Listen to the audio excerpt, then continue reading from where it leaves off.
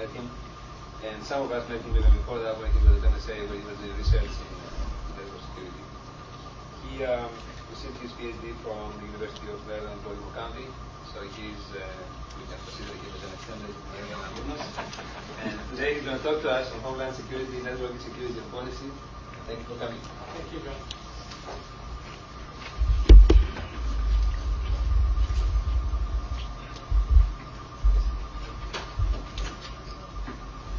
Contact information here on the first page, and we'll also make these available. So as John mentioned, my intent here today is to give you some overview of the Department of Homeland Security.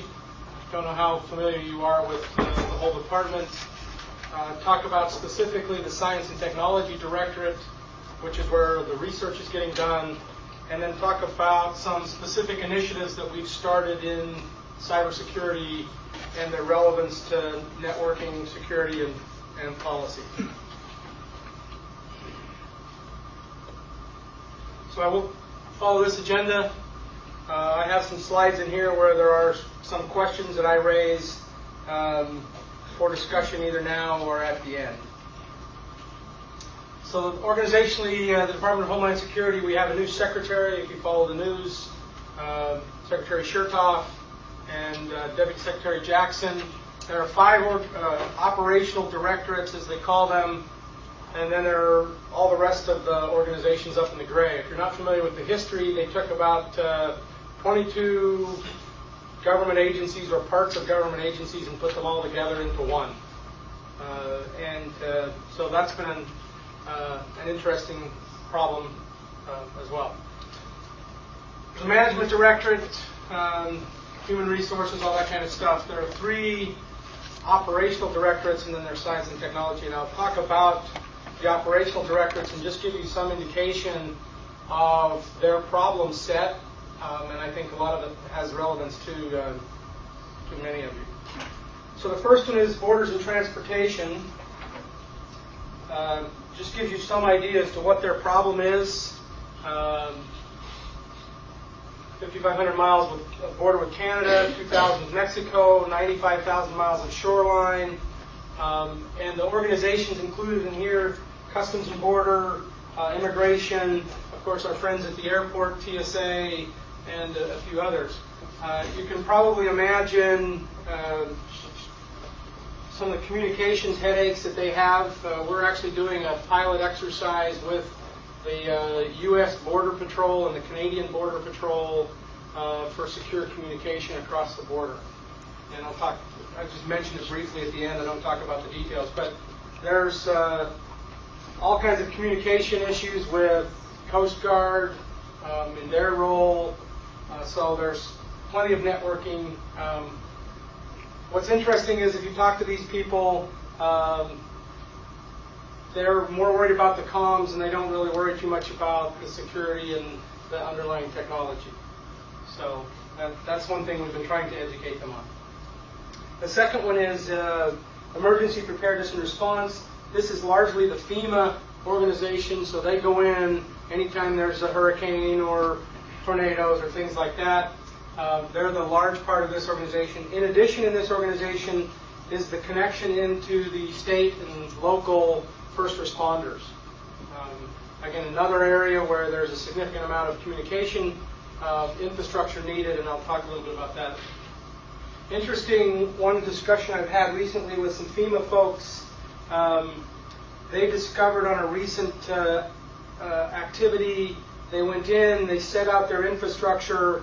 Within a very short period of time, we're experiencing denial of service attacks against this new infrastructure that they had put up to support their activity of helping people. They were being attacked by malicious, we assume malicious parties. The last operational directorate is Information Analysis and Infrastructure Protection. There are 2 parts to this. Information analysis, their job is essentially collection of information, understanding the threat, trying to protect ourselves against that. There's a connection to the intelligence community. And then there's the infrastructure protection side. Their job is exactly that, to work with the critical infrastructure providers to ensure that their infrastructure is secure and protected. We work primarily with the two organizations at the top, the National Cybersecurity Division. This is the organization that's been in the news quite a bit for, I guess they've had 3 directors in 2 years, Dick Clark, Howard Schmidt, Amit Duran. They're supposed to be doing operational cybersecurity. They run the U.S. CERT, what used to be the Carnegie Mellon CERT. They essentially folded that in under DHS, and that's the operational watch and warning center of the U.S. Most of that is feeds that they have. Obviously, they're not U.S. government-owned sensors. These are external sensors. They're getting feeds from a lot of commercial industry, and that's what they use in determining what the current threat is, where the attacks are coming from, etc. National Communication System is on the other side. They are the folks that deal with largely with the telecom industry. And they kind of keep to themselves, and there's not a lot of R&D specifically that we've been tasked with. A lot of them, they do their own, they have their own telecom labs, and so there's very little actually that happens there. So our job in science and technology is somewhat different than you might think for a government organization. As John mentioned, my background is DARPA. I spent 4.5 years at DARPA, and we primarily funded research, very little development, and no test and evaluation, and no deployment or transition activities. DHS specifically in its science and technology mission statement has research and development, but has the test, evaluation, and transition to the user as part of our job. So that's a very different piece than government usually plays. If you're at all familiar with how government has worked over the years, there's this, we fund the research, and then we have this valley of death where, you know, the company or the university is responsible to try to get more funding, and we're hoping to be able to help bridge that in the case of science and technology. Our organization looks like this. Our undersecretary is Chuck McQuarrie. There are 4 organizations. And let me just go back real quick. Plans, programs, and budgets on the left-hand side, they own all the money, and then they get all the requirements from customers. And then they make the decision which of the 3 operational execution arms get the money. ORD, Office of Research and Development, we're in HSARPA, Homeland Security Advanced Research Project Agency. Sounds like DARPA, it's not. And then Systems Engineering and Development. And here's the way this kind of breaks down. ORD works primarily with the national laboratories. You'll see on the next slide, our largest focus at DHS right now is chem, bio, rad, nuke, and high explosives, CBR&E. And most of that expertise resides in the national labs. It's not in the commercial industry. On the other end of the spectrum is SED. Their job is to work with industry to deploy technologies into their infrastructure. I'll give you 2 examples. One is something called BioWatch. It's a $60 million a year program. They've taken biosensors and deployed them at 30 cities around the country. And they're collecting sensor data from these biosensors to detect biological attacks. The second one is something called Counter Manpads. It's DHS working with United and American Airlines to put technology on commercial airliners that will be able to defend and defeat shoulder-launched missiles. Again, a $50 to $60 million a year program specific with industry. ORD and SED, neither one of them are doing any cybersecurity specific activities. So our job in the middle, HSARPA, we're working primarily with industry, second with universities, and third with the labs. This is a statement of our priorities, direct and radiological and nuclear materials, biological and chemical materials, high explosives. The conventional missions are Secret Service, Coast Guard, others. Cyber and critical infrastructure is 5th, and last is a catch-all in case they miss something. And so the typical nomenclature is CBR&E, and then everything else. And you'll see in a minute when I show you a budget chart, they have a much large share of the budget. So our job is actually to work with the private sector, first to satisfy operational requirements from customers inside DHS and critical infrastructure providers to do rapid prototyping and commercial adaptation, and then to develop longer-term, what I will call more basic research. So as a program manager, I'm challenged to use 85 to 90% of my funds for existing requirements, only 10 to 15 on what you would consider basic or longer-term research. And the goal is that there are so many problems right now that we're worried about the shorter, nearer-term problems. The goal is this would change to a 50-50 ratio over time. So here's a money chart.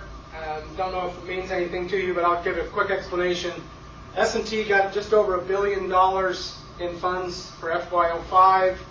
You can see how they're split out as far as HSARPA. So we get just under 30% of the funds. You ask where are the other 70%? Well, there's about 50% of it that goes to the national labs, another 20% that goes to the SED organization working with industry.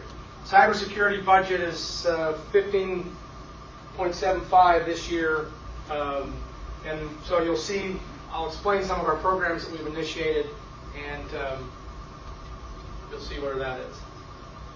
So one of the things that I thought was at least worthwhile pointing out, because it's actually associated with not cybersecurity but within S&T, is there's a program called Innovative Architectures for Unified Incident Command and Decision Support.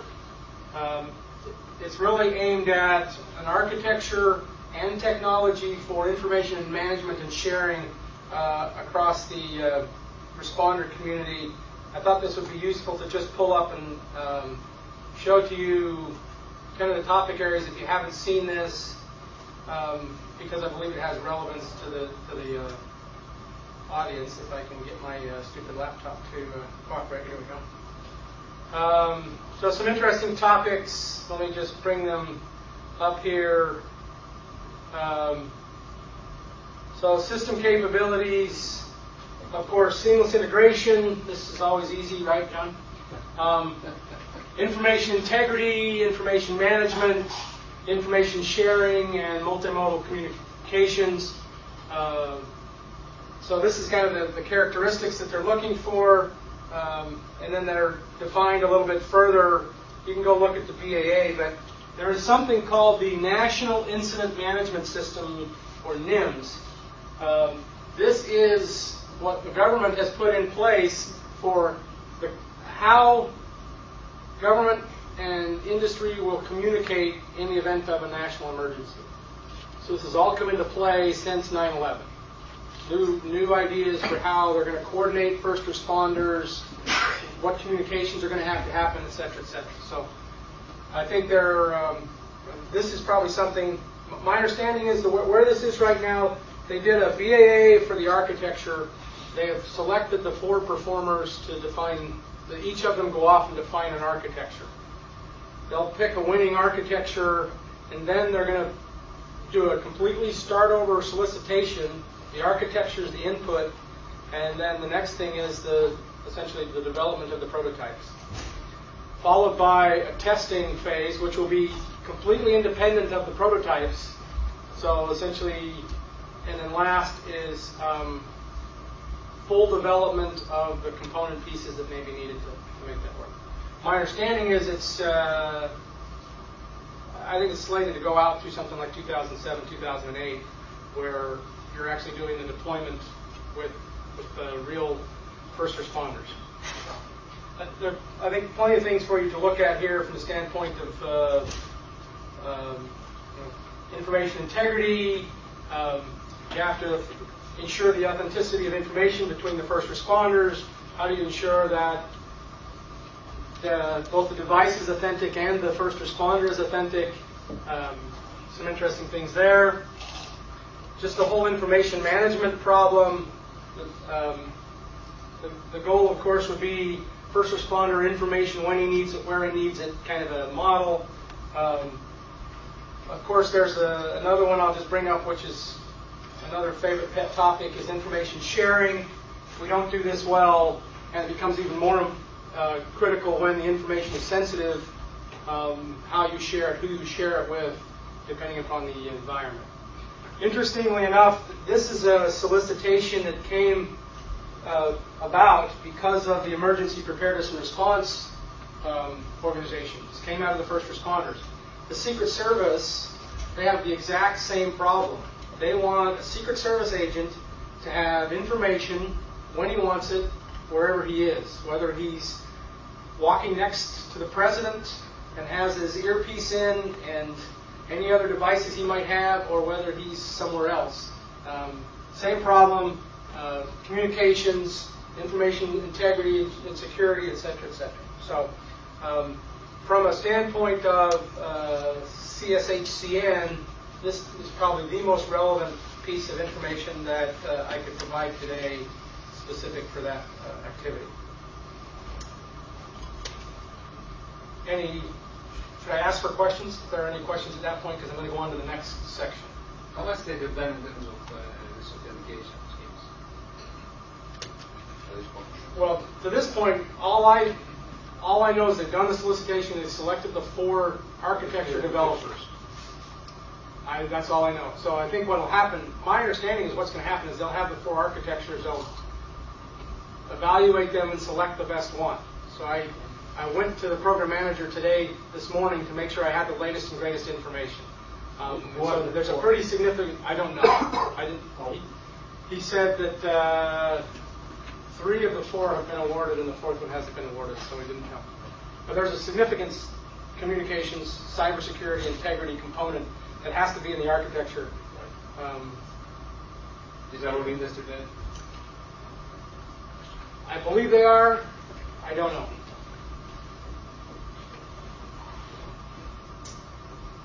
All right, so let me give you an overview of what we're doing in cybersecurity and its relevance, I believe, to your activities. So this is our list of strategic objectives. Our first one, of course, is to do, as I mentioned earlier, research, development, test, and evaluation. All focused on a more secure critical infrastructure, and I'll give you a little bit more detail there in a minute. We do, first, it's against mission needs, those that come from internal customers. Second is it's other critical infrastructure providers. So we are working with the finance sector, we're working with the energy sector, we're working with the oil and gas part of the energy sector. Who else? We're working with Secret Service. So a lot of the outside people, they can actually put in requirements to us as well. All of this, looking at it from the standpoint of economics and economically informed decisions within that framework. And last is long-term research efforts. We haven't initiated significant long-term research efforts to date. We did just have a broad area announcement or broad agency announcement, and I'll briefly mention that at the end. But the other thing we're trying to do is are the 3 items at the end. The first is, and these are different for the government to be in these roles. The first one is to serve as a catalyst between with private industry in public-private partnerships. So we're working primarily with industry. This is new for the government, really, in this role.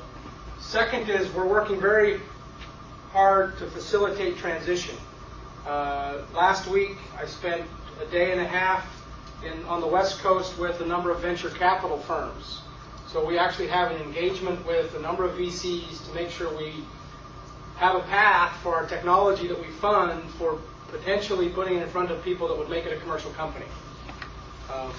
So a lot of the researchers, at least that I've funded over the years at NSA and DARPA, most of them don't want to be entrepreneurs. They want to be technology developers and are interested in handing the technology off and letting someone else make it commercial. So we're actually working with some of the VCs on the West Coast to make that happen. And the last is coordination across agencies. So we've been doing this for a while, but the other piece to this is we're now working with industry to coordinate our research and development roadmap with theirs. So what is our scope and where are we focusing this? The internet is primarily the focus of where our work has been to date. It is a significant part of the economy. All of the critical infrastructures use it as an underlying communications fabric. And we also know that our adversaries realize that. So Most people believe that the cyber attack alone is not going to be what we'll see, but we'll see it in concert with some physical attack of some kind. So our focus has been more towards a national level, some national level infrastructures that need to be fixed or worked on more so than lower level day-to-day types of things. So here's our model. We get requirements from customers. They get prioritized. We do a number of pre-R&D activities, workshops, roadmaps, solicitations. We've already initiated a number of programs which I'll talk about, and they have some relevance, I think, to the networking community here. Roadmaps are available? So the Department of Treasury one is in draft and not available. The Department of Energy one is in progress. We had our second meeting last week, and we have a third one in July. These will be made public? These will be made public. About when? The energy one is supposed to be made public by the 1st of October because they're using it as essentially an FY06 through FY 2010 roadmap. Treasury, I'm not positive about theirs. They're a little more sensitive about their roadmap and who they distribute it to.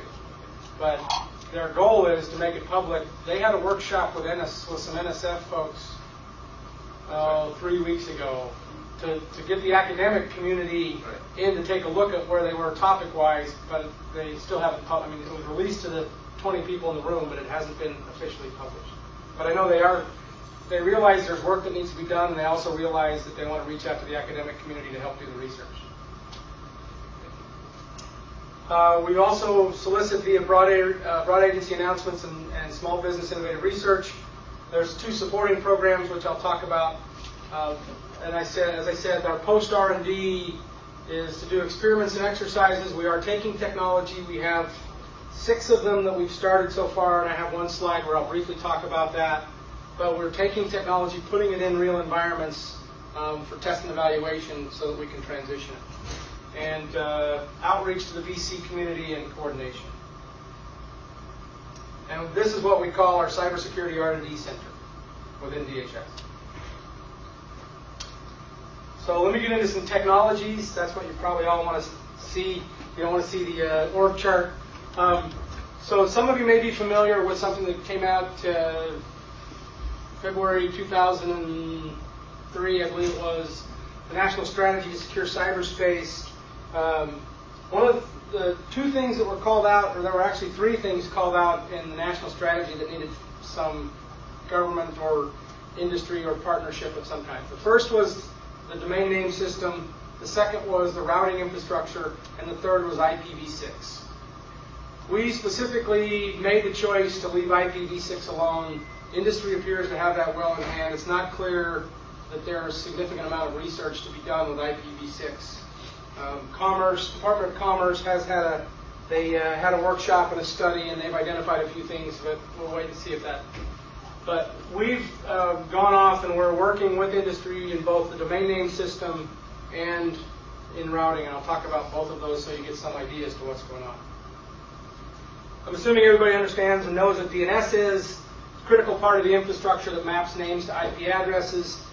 It's been around, I believe, first version of DNS came out in '86, I believe, with Paul Macapetras. Threats were identified, a decade or more ago, and the solution has been in the pipeline for 10 years through the standards process called DNSSEC. It's now available. Essentially, it's cryptographic signatures in the DNS that allows you to assure the results of any DNS query, so that when you go to yahoo.com or google.com or whatever, umd.edu, you can be guaranteed that the result is in fact authentic and not spoofed. And so it's a critical part of the internet infrastructure. What we've done to date, we've had a number of workshops. We had one in Amsterdam, one in San Francisco to bring in early on the European community, and then we had one in Kyoto in February. And so we're bringing in some of the major providers in those countries. We have identified a few remaining issues that still need solved in the DNSSEC.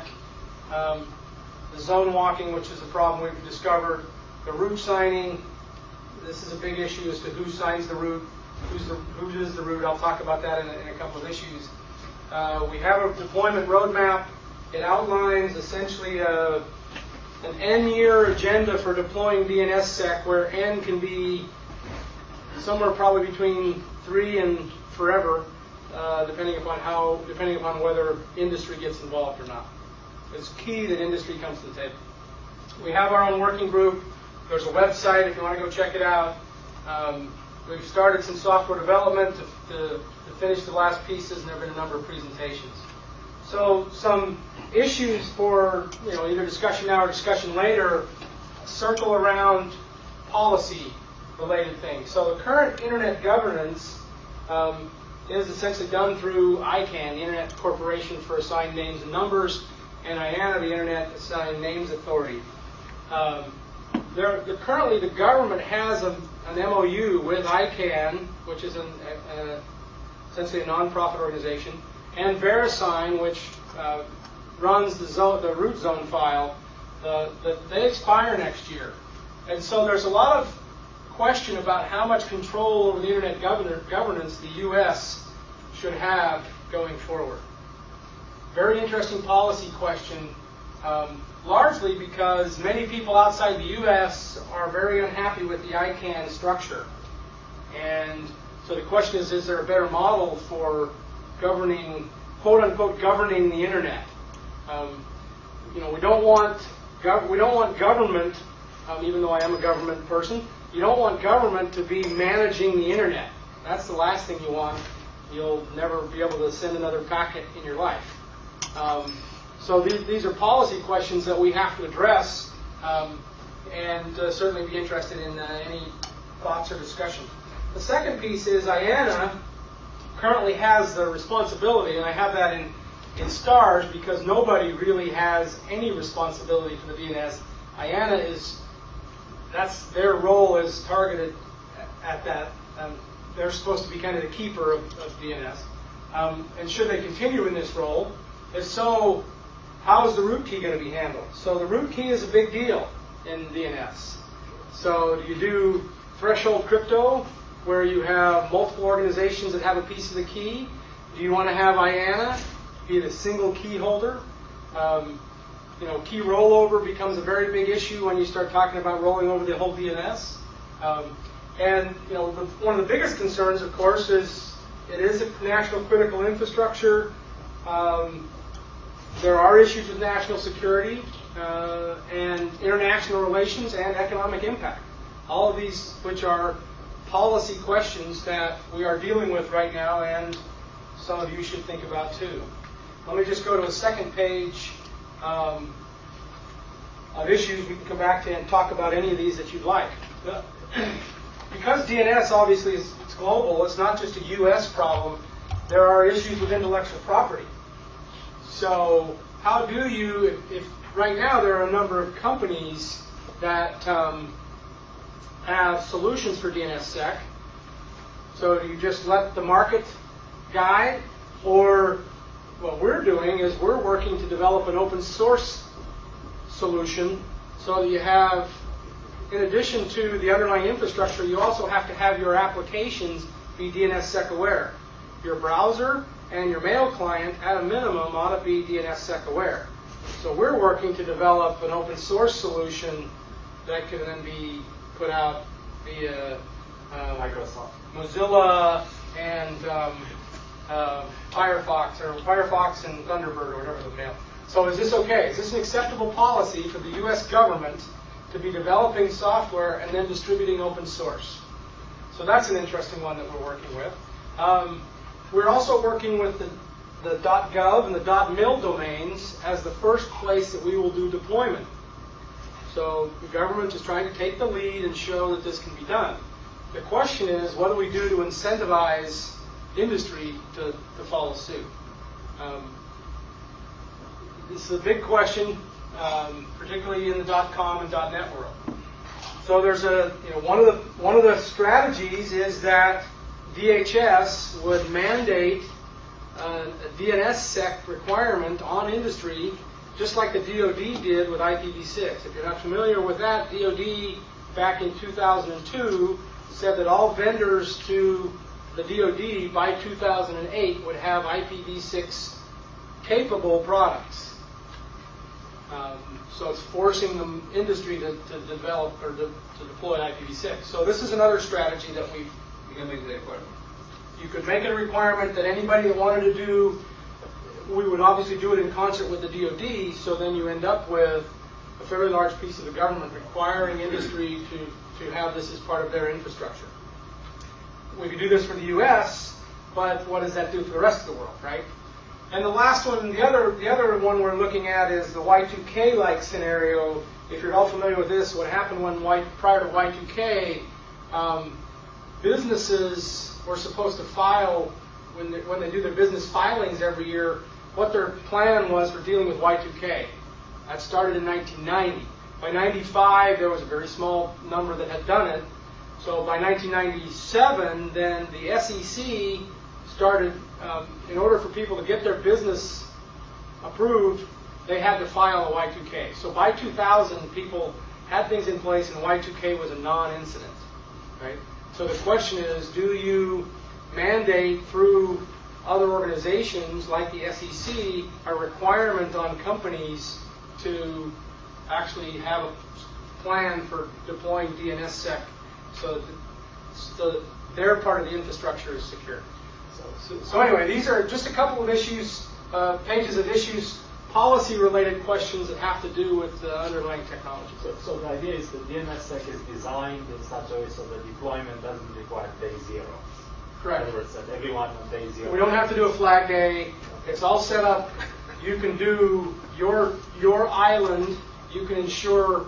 And you can determine the perimeter, right. which would be DNSSEC. That's correct. And how you cross. That's right. Yep. It's all set up. It'll work just fine. We've done a number of experiments. We did one with the U.S. Marine Corps. I started it when I was at DARPA. They just finished it this last fall. They have about 400,000 machines in their USMC.mil domain, 4 subdomains, and essentially they deployed DNSSEC and ran a shadow operation of DNSSEC with their DNS. So any changes that were made to the DNS tree or hierarchy were made to a shadow hierarchy to just see how it would work operationally in a 400,000 node domain. And there were we learned some things, but it worked for the most part as planned. So, but there are ways that, we essentially call them DNSSEC islands. Right. So, but you got to start somewhere. You don't want to do a flag day. Right. So, has anybody sort of kept a memory of this experiment? What you learned, what works, what doesn't, and so on? Is it They're all documented, and in fact, the roadmap that we will produce actually lays out, or we have produced, and it's just in public affairs to be publicly released. We've actually unofficially published it in Kyoto in February, at the IETF in Minneapolis last month, and at the ICANN meetings last week in Argentina. In fact, we got some press on it this past weekend. Is Shikuro doing that, or? They're one of the players, so Steve Crocker's involved, Yeah, right. as is Russ Mundy from Sparta on the DoD side of things. He's been doing that with the .mil for years. And there are a few other players involved as well. So, one other thing to think about is, depending on the interests of students here, eventually we have to do .edu. So we've had an initial discussion with EDUCAUSE, which appears to be the organization that essentially makes decisions like this associated with .edu. But you still have to do a local, .umd, Right. .edu. So, I don't know how your DNS. How you have all your resolvers laid out in your internal infrastructure, but here's an area that you might think about as something of interest. And actually, the VP, who is in charge of all information processing that supports the university, is a very security-aware guy. With Jeff Huskat, who used to work with the Institute of Defense Analysis, who did his PhD on timing channels. First thesis on timing channel in 1978. Jeff is very good, so he should be interested in this. We can probably set it up here. Right. Anyway, that's an experiment. Yeah. Right. Okay. And there are enough universities around to do it. Right. Yeah. That's exactly this is one of these. It's going to have to be a grassroots effort to start with, and then what you'll get. So we have been working with industry. There's a company in Washington called Newstar. They run the .us domain and the .biz domains. .us is 800,000 domain names. .biz is over 1 million. They're rolling DNSSEC into their infrastructure over the course of the next 12 to 18 months. So, so that was coming from the top down. Yeah. But you're not going to get all of them that way. .com is not going to happen. It's 25 million domain names now. Even .edu, which is .edu. Anyway, that's one area. Some policy things to think about. So the second area is in the routing infrastructure. There's been a lot of work done here. BGP is the primary routing protocol. It's been documented, well documented. It's got vulnerabilities.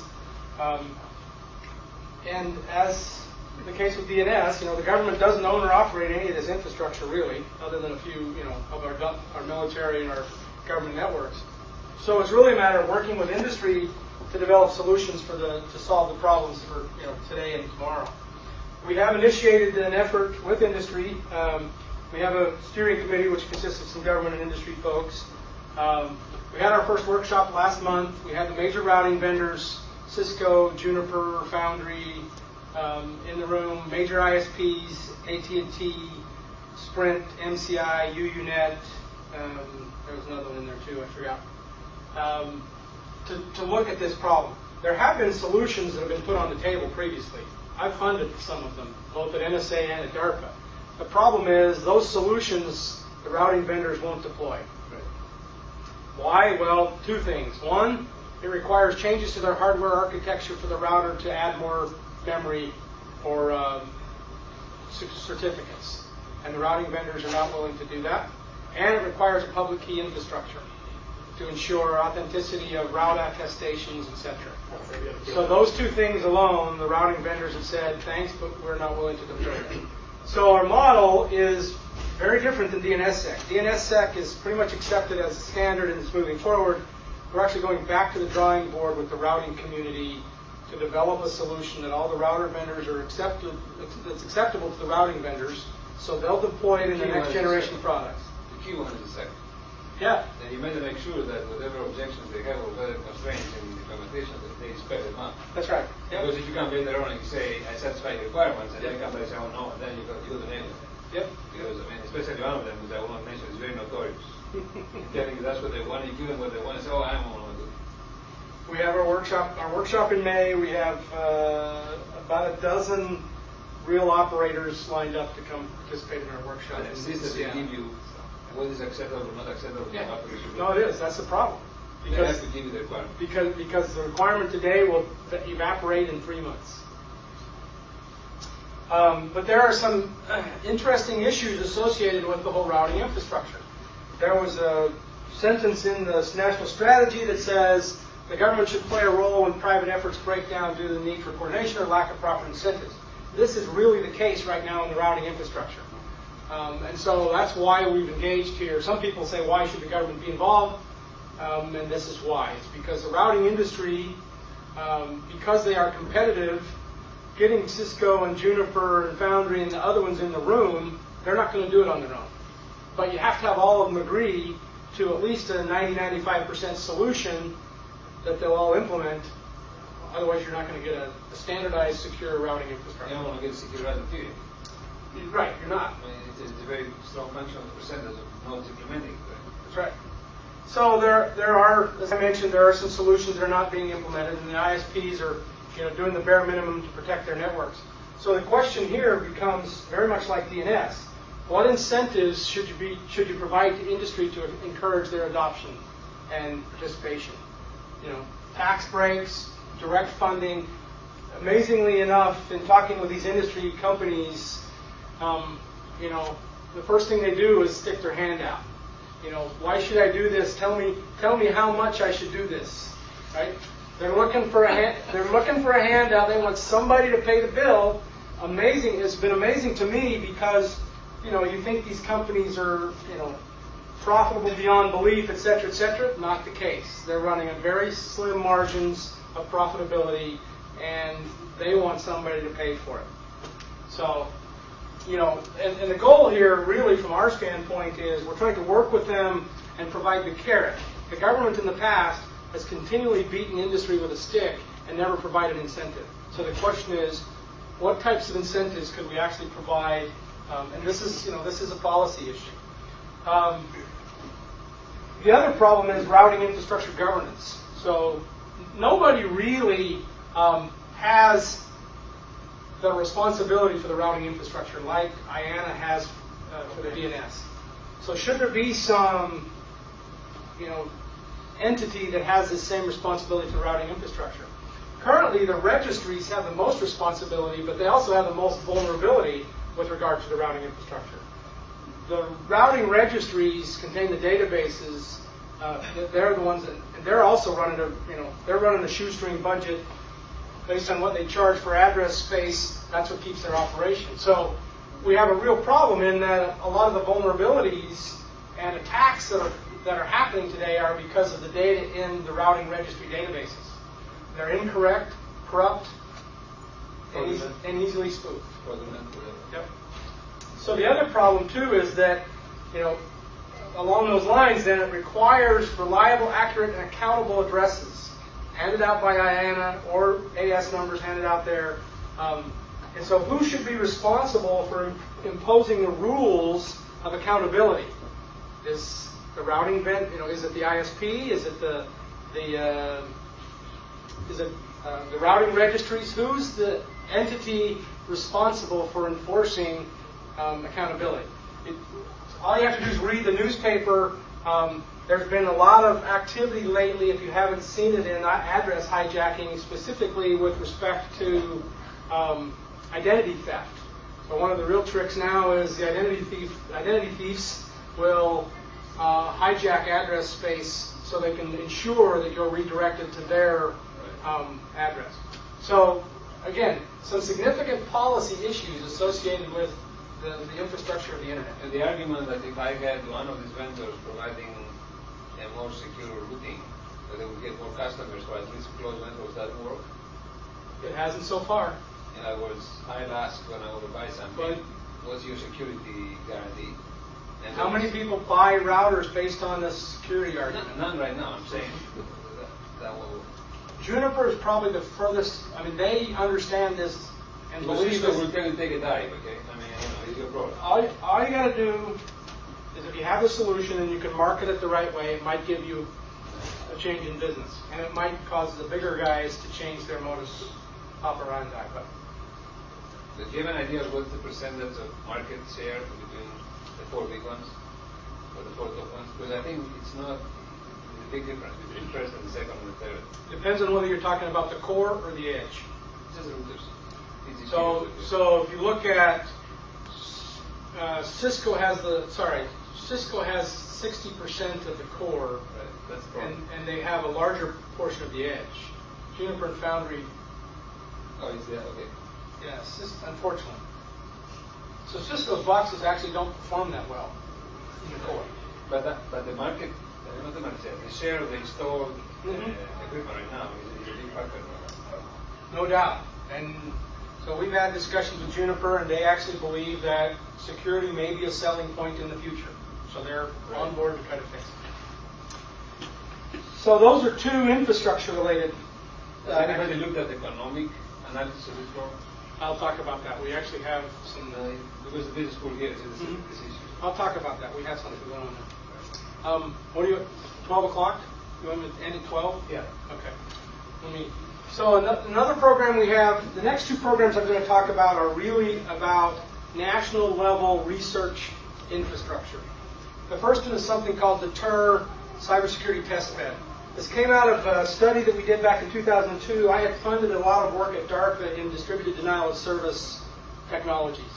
And the problem we discovered after having funded things was we really didn't have a good way to do test and evaluation of solutions. So a few of the academic and companies that were participating were able to go commercial largely because they had an infrastructure to test. Merit Networks, which is where Arbor Networks came from. The others were having a hard time because they had no testing infrastructure.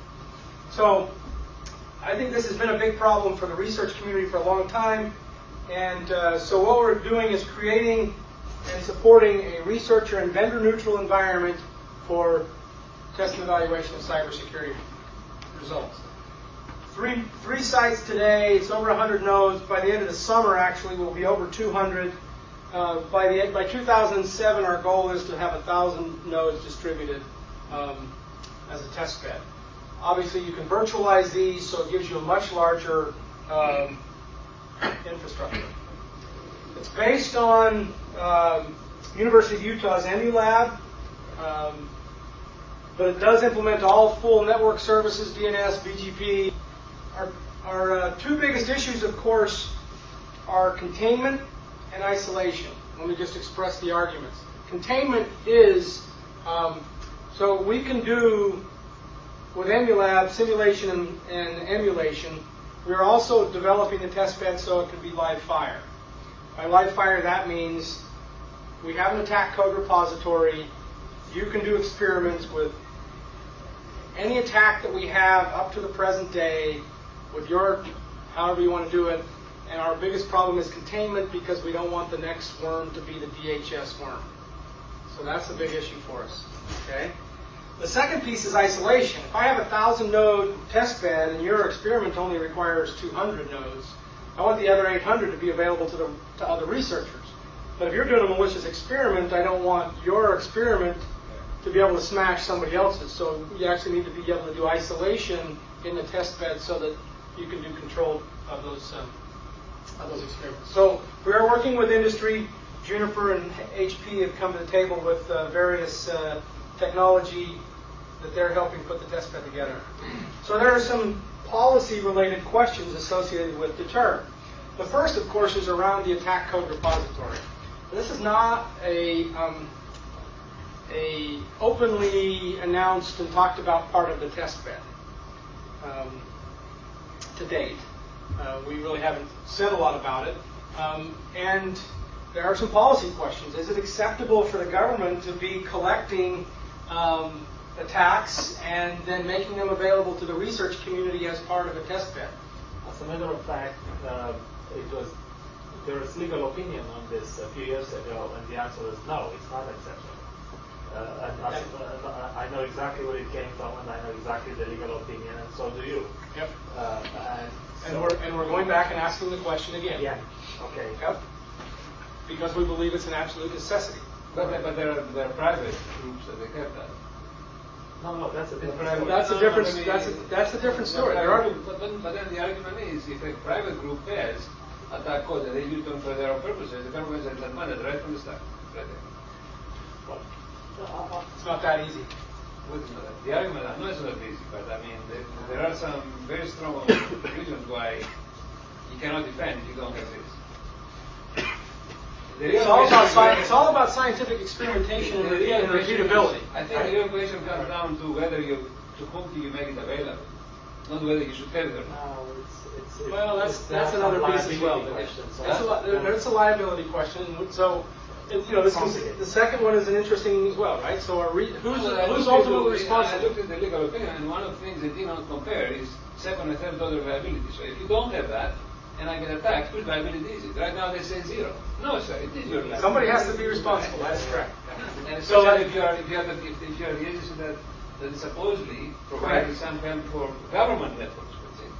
Right. Who has liability? I'm a taxpayer. So actually, the second one is it's doable. I mean, in fact, you have to develop protocols, just like the people who work in genetics. Yep. Protocols and gene transplants. Yep. There's some very specific protocols that everyone adheres to, and then you are allowed to. Yes, right. And that's essentially, you'll see and predict we've done that. And deter, we're not there yet. Predict you've done that? Yeah, I'll talk about predict. Okay. So the next question is, so that essentially is number two, and the question is also what level of awareness should institutions have with respect to their researchers using deter if in fact there is this malicious code, right? You're obviously not going to download the malicious code on your local machine. You're going to be doing remote access to the test bed. The other problem is, what's the right sustainment model for the deterrent test bed? So this is jointly funded between DHS and NSF. NSF funds things for 3 years, and then they just kind of, let them go however they're going to go. The government has funded. I'm familiar with at least 4 test beds over the last 5 years, 6 years. None of them are around anymore, right? So we have this problem of government funds the test bed, project ends, funding goes away. Government funds the test bed, project. So we're looking to make this a longer-term sustainment model. And so what is the right sustainment model? So that NSF walks away from this in the end of FY06. And DHS is going to be holding it back to make sure this test bed stays alive. And the last question, of course, is industry involvement. What is the right level of industry involvement? So far, we've gone to industry largely to provide equipment. But should there be any other? The funding for this is to support the people that they actually operate test beds. And what I'm trying to do is take it from an R&D. Right. Let's get all the stuff right, and then let's make it an O&M. So it's an operations and maintenance issue and not an R&D issue. Right. So that research can go and do experiments in a controlled environment. That's in a controlled environment. Some external entity is then running it.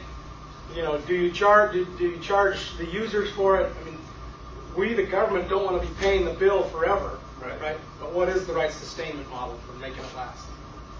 So that we don't have this test bed goes away, test bed goes away, test bed goes away, which we've had for years. Anyway. But here, there's an additional danger, right? That the test bed may go away, but some of the stuff that was found, it won't go away. So you're going to be ending up calling the bag and the bag, where the bag is with A and the U also at the same time, right? So what do you do with the A? One thing in the attack code repository is we're not developing our own. We're just capturing anything that's well known. So there's no new developments. I'm not paying for any attack code development like a few other people in the press. The second one is predict. So my argument is, for the research community, there are 2 things that have killed us. 1, a test bed. 2, real data. And so we're going to solve this problem. Yeah, well, okay. We argue with him like that, right? So the goal here is to improve the quality of the technologies. So we initiated a year ago a workshop with some pretty significant industry players at the table. And it was really about beginning the dialogue. This was government working with industry to get real data. Industry collects this data. They have been for a long time. The question is, how do we make it available to the research community? Right now, the model is, you're a researcher, you know somebody at Sprint, you do an NDA with Sprint, you get access to the data. Either you have to go to their lab to get access, or they may actually give it to you, but it's all under an NDA, and you're the only one that gets access to it. It doesn't help the research community in general. And you have no rights on publishing anything about what you found out. That's correct. So there are some issues there with, we identified a lot of people collecting data. There are issues with sharing the information. What are the technical, legal, policy, and privacy issues? But most importantly is the process by which it's available. So right now, the best example I use is the DARPA-funded intrusion detection data set that was captured in 1998. 7 years old. It is still used and referenced by the intrusion detection community 7 years later. It's a one-time capture, and that's what they're evaluating their intrusion detection against. It's very dangerous. Well, it doesn't have anything for the last 6.5 years. Thank you. So, why did you use that? So, well, I'm working on it, John. But the goal here is regular. So what you want, right, as a researcher, what you want is, if there's an attack that happened last week, you want to be able to get the data today, right? You don't want to wait 6 months or a year. You want to get the data today. So the types of data that we're looking to capture and make available in the repository: net flow, packet trace, packet headers, full packet traces, BGP, DNS, topology, IDS firewall log data. We have a network. We have one of the providers that has a 1,400, 1,500 node IP phone network, and then captured all the control traffic off of that IP network. black hole monitor. So this is all the type of data. So let me explain how Predict works. There's an issue with data, and that is the government does not want to handle the data. We get in trouble. All you got to do is look at JetBlue. What's the other ones that have happened lately? There's been at least a half a dozen in the last year where the government got access to personal data and it made the news in a negative fashion. So what we've done is set up an external entity that is essentially they're nonprofit. They dealt with the healthcare community for a long time, so they understand all the issues of information privacy, protection, et cetera, et cetera. It's funded by the government. They do all the work. We don't see the data. We don't touch the data. We don't do anything with the data. So you have data providers. We're starting off. We have 12 data providers, academic institutions, commercial entities. There's a memorandum of agreement that is put in place between the PCC or the Predict Coordination Center and the data provider. What this is you're a data provider. You're going to sign this saying that the data you're providing meets your privacy policy, that you've had every opportunity to ensure that your commercial business interests are protected, you've been able to anonymize the data if you so desire, et cetera, et cetera, et cetera. So it's essentially a legally binding contract between the provider and the PCC with all of the expected things you would, as a provider, want to go through. So we've worked this with data providers. Their lawyers have all evaluated it, and we've come to an agreement. The second piece is hosting sites. So we're starting off with 5 hosting sites. So obviously 5 hosting sites, 12 providers, some of the hosting sites doing that. The idea here is same deal. There's a memorandum of agreement between the PCC and the hosting sites about what they can do with the data, et cetera, et cetera. And then there's MOAs between the hosting sites and the providers. So we don't provide that, we encourage it, we don't enforce it. We can't make that happen, but we're kind of be pretty strong about what we say. Really because we don't want any issues to happen there. So that's kind of on the data collection side, where we're getting the data from. For those that want data, like so the researchers. Well, the first thing is there has to be some institutional sponsorship. The last thing we want to do is take this entire catalog of the repository and just hand it to anybody, right? So the idea here is, that's a big policy question, the idea here is someone at the institution has to be aware that you're trying to get the data, right? I have an issue, and I'll raise that at the end, and you guys can give me your opinion. But once we have that MOU, Memorandum of Agreement, you get the listing. You get the listing of everything in the repository, which then tells you, okay, I'm a researcher, I'm doing routing research, I can find out which data sets of BGP traffic or whatever else I want. You, as a researcher, sign a memorandum of agreement with the PCC, which you agree to handle the data certain ways. There are constraints. I'm a provider. I can put a constraint on the data about publication. You, the researcher, if you ask for data set number 73, when you sign the MOA, you're aware of what that restriction is, and you're going to agree to that restriction. So, we're trying to make it so that it's all about the data. The data providers are willing to put the data in. We're doing everything we can to protect them. Separate from any funding you may have, you still have to do a proposal to get data out of the Predict repository. You get an accept or deny notification. It's not a merit-based review.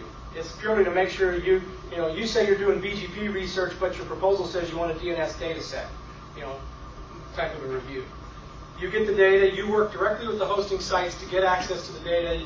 Depending upon the type of data, for example, one of the data sets is being housed at Merit Network, or one of the hosting sites is Merit Networks. They're collecting various types of traffic where they're doing a dump every 10 minutes of traffic. When you get access to that repository, you can actually get up to the 10-minute interval and you're downloading data so it's about a process. There's a regular time that takes from the time it says we're right in the middle of our final pilot, but from the time of proposal to an answer is 72 hours. 3 days. to get the notification. Yep, 3 days. And we also then, after research, we have a publication review board. If the data owner requires review of any publications from their data, we also have that, and that's a 48-hour.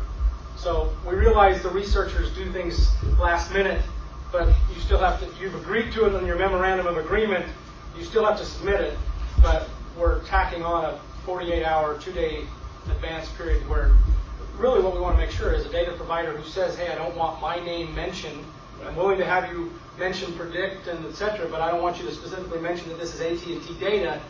It's really a sanity check on the publication. So Is there a capacity issue for that? is there a what? Capacity issue? Don't know yet. We haven't gone live with this. How many people? Well, we think we have enough people.